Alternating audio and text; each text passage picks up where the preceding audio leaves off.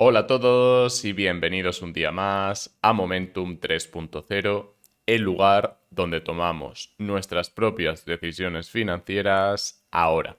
Hoy vamos a hablar sobre economía, vamos a hablar sobre criptoactivos y voy a dar mi punto de vista como economista porque vamos a analizar no solamente las cripto, sino también índices y divisas. Así que quedaos hasta el final porque vamos a profundizar un poquito más en lo que nos espera esta semana, ya que hay una reunión muy importante de la Reserva Federal y vamos a intentar intuir cómo puede desarrollarse esa reunión y también vamos a intentar predecir qué puede suceder con el mercado cripto.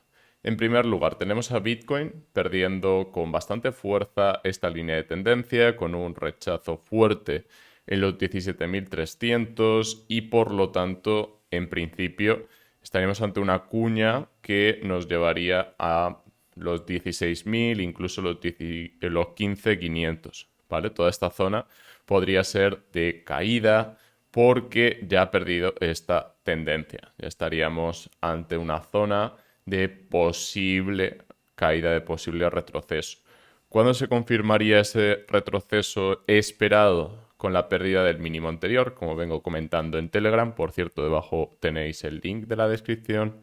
Y si esto fuera una falsa ruptura, tendríamos que ver bastante más fuerza de lo que hay ahora, porque de momento el gráfico favorece mucho a los osos. De hecho, vamos a intentar encontrar alguna oportunidad de trading y aquí podría empezar a ver una oportunidad si rechaza lo que era soporte, ahora en resistencia. Además era una línea muy buena porque estaba rechazando varias veces al alza y ahora si rechaza la baja sería un muy buen patrón para entrar en corto. Pero insisto, aquí tendríamos un punto y aquí abajo tendríamos otro.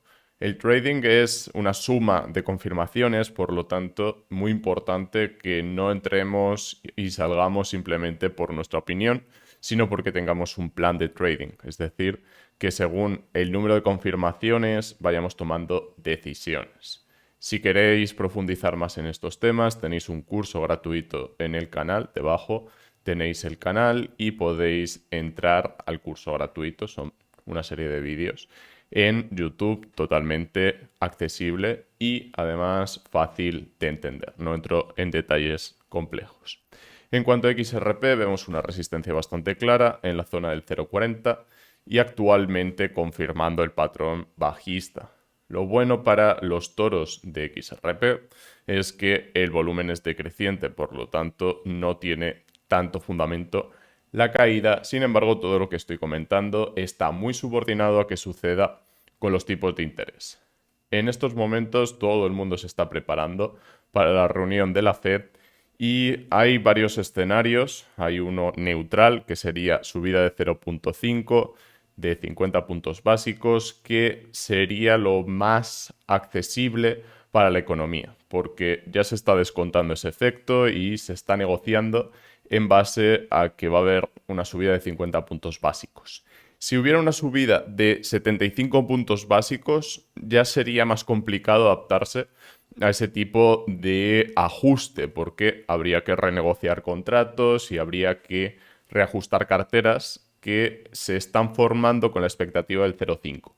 Y si nos vamos a 25 puntos básicos, sería una sorpresa porque no creemos, los que estamos haciendo análisis en estos momentos, que haya una subida de solo 25 puntos básicos. La narrativa viene siendo queremos luchar contra la inflación y mientras no haya una inflación moderada, vamos a llamar moderado a 4 o 6%, y no vamos a parar hasta que haya también una recesión. De momento, una forma de medir la recesión desde una perspectiva más accesible es irnos a los datos de desempleo. Actualmente el desempleo está estable, se mantiene muy estable, de hecho, vamos a analizar desde una perspectiva un poco más de lupa, porque aquí tenemos 3.5, 3.6 y 3.7. De momento tenemos solamente los datos de noviembre, obviamente no hay datos trimestrales ni hay datos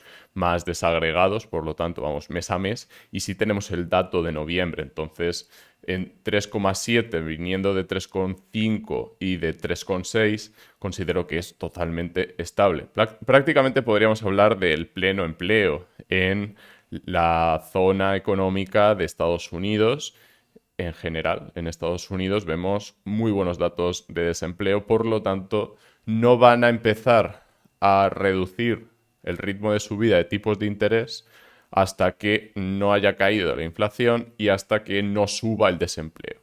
Si empieza a subir el desempleo, si nos vamos a los 5, a los 6%, ya nos podríamos plantear una bajada del ritmo de subida de tipos. Esto no quiere decir que bajen los tipos de interés, sino que la subida va a ser menor. Va a ser, por ejemplo, de 25 puntos básicos. De momento, creo que el objetivo sigue centrado en combatir a la inflación y que no van a cambiar la narrativa, al menos de momento. De hecho, algunos analistas comentan que el peligro es que las expectativas se están adaptando a que sí que va a parar el ritmo de subida de tipos, pero considero que hay mucho terreno para seguir subiendo tipos de interés. Entonces, es muy probable que haya ajustes de expectativas justo en cuanto hable Jerome Powell, el presidente de la Reserva Federal.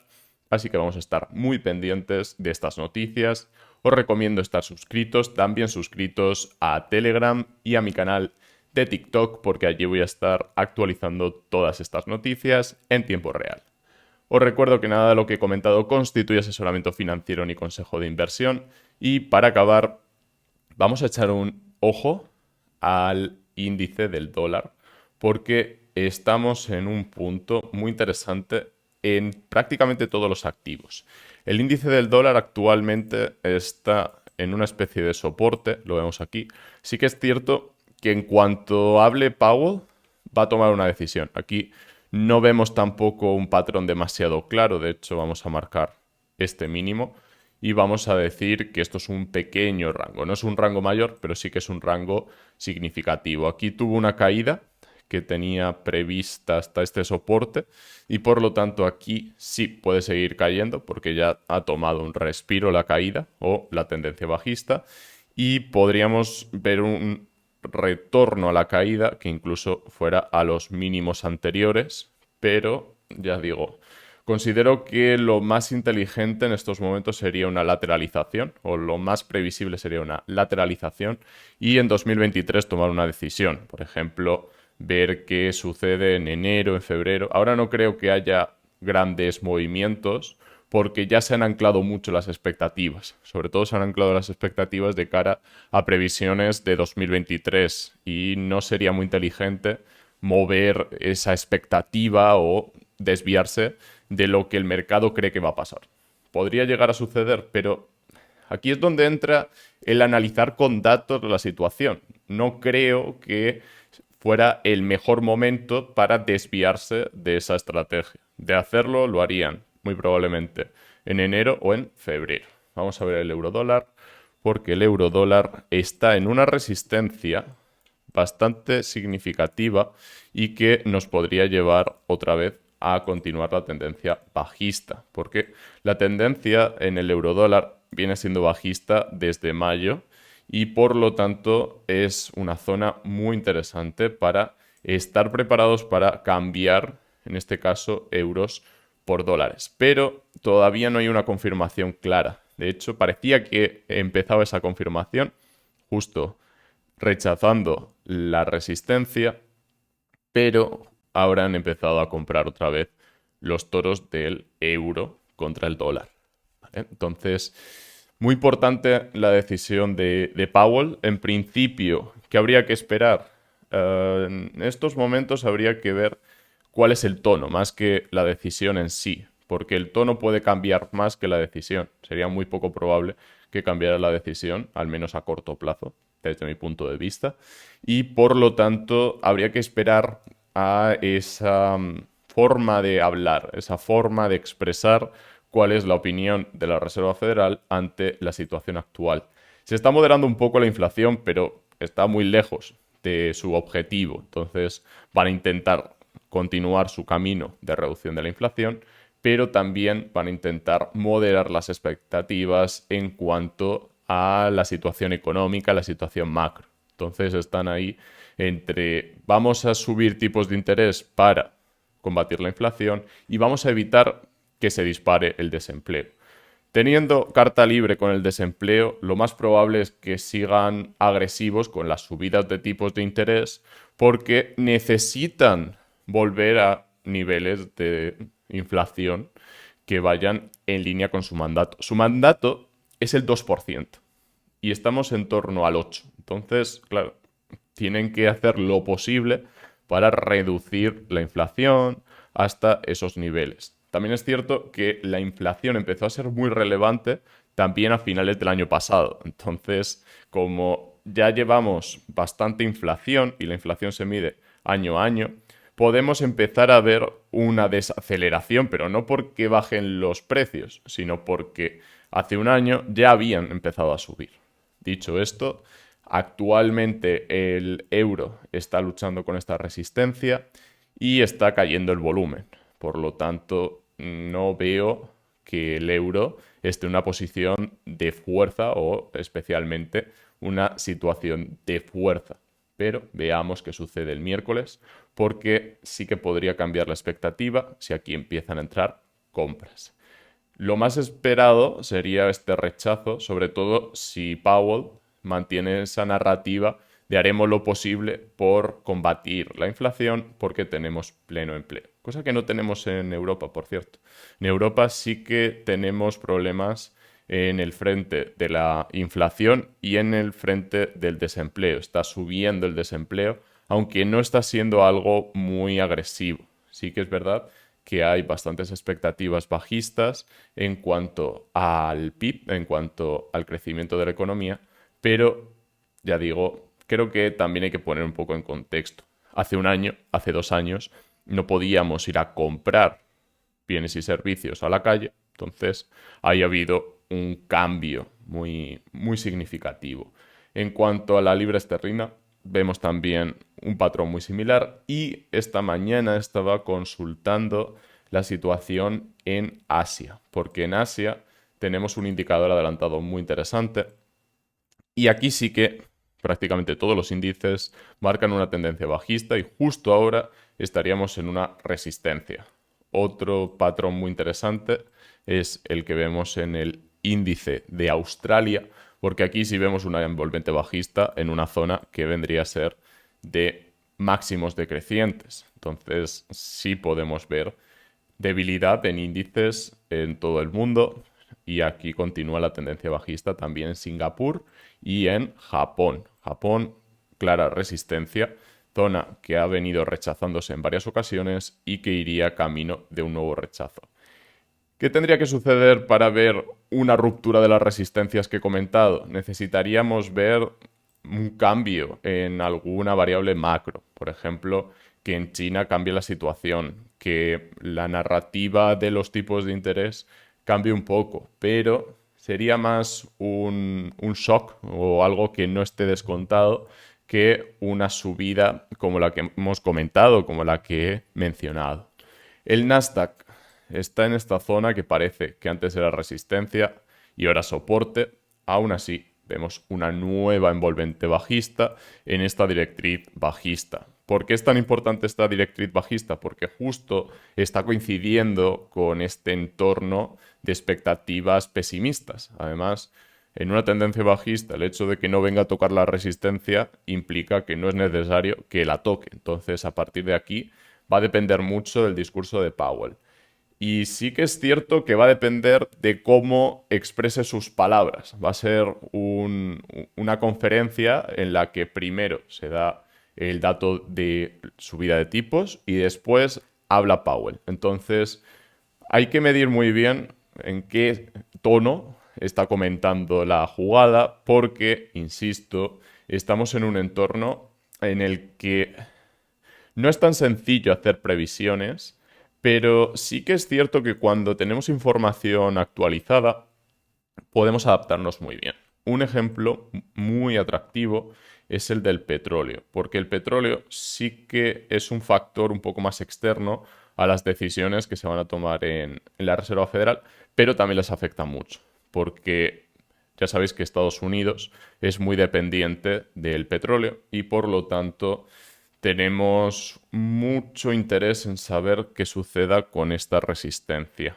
porque sí que es cierto que aquí tenemos una tendencia muy bajista que se inició desde marzo, incluso desde junio. Junio ya tuvimos el máximo decreciente y por lo tanto esto sí que sería muy buena noticia a la hora de hacer previsiones de inflación. Porque si el petróleo deja de subir y concretamente continúa esta tendencia bajista, es cuando podemos afirmar que un factor externo estaría ayudando a Estados Unidos del lado de los costes de producción. Y si los costes de producción bajan, en este caso porque baja el precio del petróleo, aquí favorece mucho a la subida del Producto Interior Bruto, bajada de inflación derivada de que los costes están reduciéndose. Porque el lado de la demanda sí que lo controla la Fed, pero el lado de la oferta, en este caso, está muy predeterminado por el precio del petróleo. Y también depende mucho de factores macroeconómicos, por ejemplo, el precio del rublo, que tuvo este rebote tan famoso y actualmente se mantiene por encima de los precios de 2021, al menos de finales de 2021.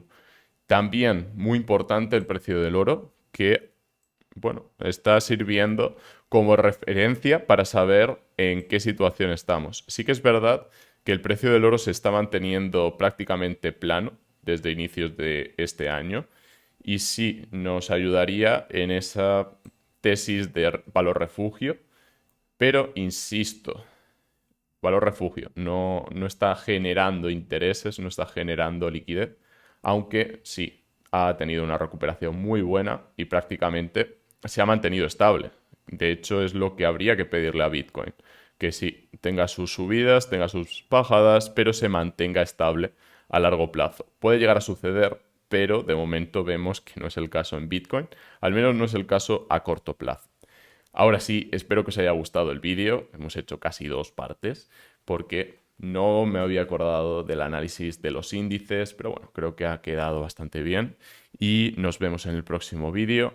Un saludo y hasta la próxima.